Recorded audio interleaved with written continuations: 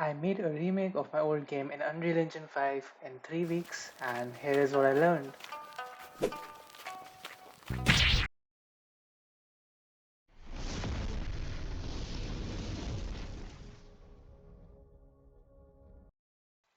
Well, long back in ancient times, during my freshman year, I made a small Unity project named Ninja Anarchy.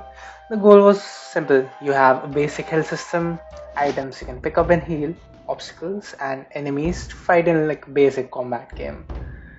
Truth be told, well, the game wasn't even that ambitious due to my PC specifications at that time and limited by my art and game design as well. Fast forward a few years, I'm an IT professional and I was able to make my own game development PC. I always wanted to make something with Unreal Engine since I was in school and I was sort of fascinated with 3D development and using all the asset packs and features that Unreal Engine provided out of the box. So I wanted to make a prototype with similar gameplay loop. Coming from Unity to Unreal Engine, I could see a few things. The engine encouraged use of blueprint system, which is very similar to the visual scripting tools that we see in some other game engines, with the option to code in C++. And I was familiar with C++, and this blueprints were a bit new to me, but having worked with Unity, I was able to get some of the principles right. Another thing that I felt a bit new about Unreal Engine was how we had like different classes like actors, game modes that were already defined for us. When I was working with some other game engines like Godot and Unity, it felt like we had some sort of a component system and like of course the classes and all were there. But this was a bit different approach than what I was used to.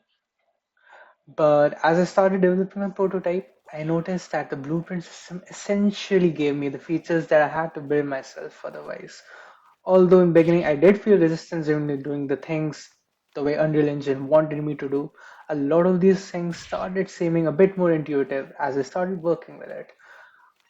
For a few features like the equip system and all, I did script them in C++, and what I discovered is like, hey, once you make them, you can expose them as blueprints to interact with all the other blueprints that I have made, which derive from the classes, of course. For the art, you could say like as in my old game, I used those art assets and I used an AI generation tool called Huion 3D, where I turned my old assets to generate 3D models using Gaussian splatting. It's quite interesting. You can read about it. And I generated polygons of roughly 50,000 for a smooth experience. This helped me speed up the character creation process as I'm still in process of learning the full process of 3D character creation from making it and rigging it. And I want to work on that one. But let's see, I'll take that one on in the future videos. For the animations, I use Mixamo that is provided by Adobe that helped me rig and animate the characters. So after that, I simply imported these and made the state machines and animation blueprints. For the player character, I modified and added the default third person blueprint.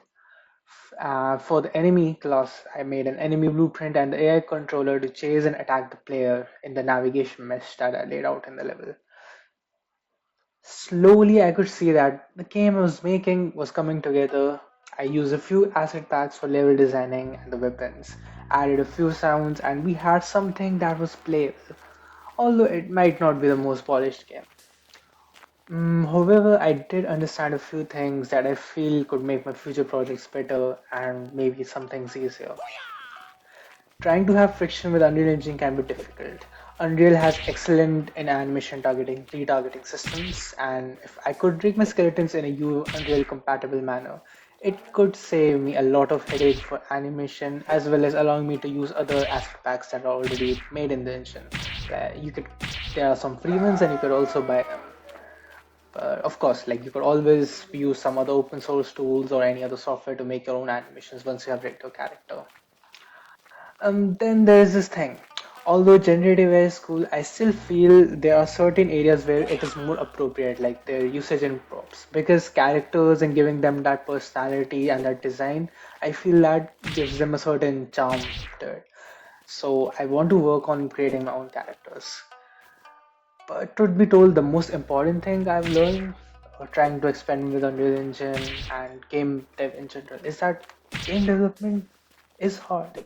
It needs various skill sets like art, animation, game design, gameplay programming, 3D programming, sound design. I could go on and on. Things can easily scope creep for a solo dev or small indie team. So it's important to not beat yourself up if you can't do everything right. When you need a whole team, or maybe you just need a lot of time. This made me understand that games are nothing less than an entire enterprise software project or any big project undertaking. This has made me appreciate game development a lot more. I'm hoping to learn and share more with my work in Unreal Engine. Maybe I might try some cinematic edits as well because I find that kind of cool. So let's see. Hope you loved this video. Give a like and subscribe if you like my content and let me know what would you like to see more. See ya guys.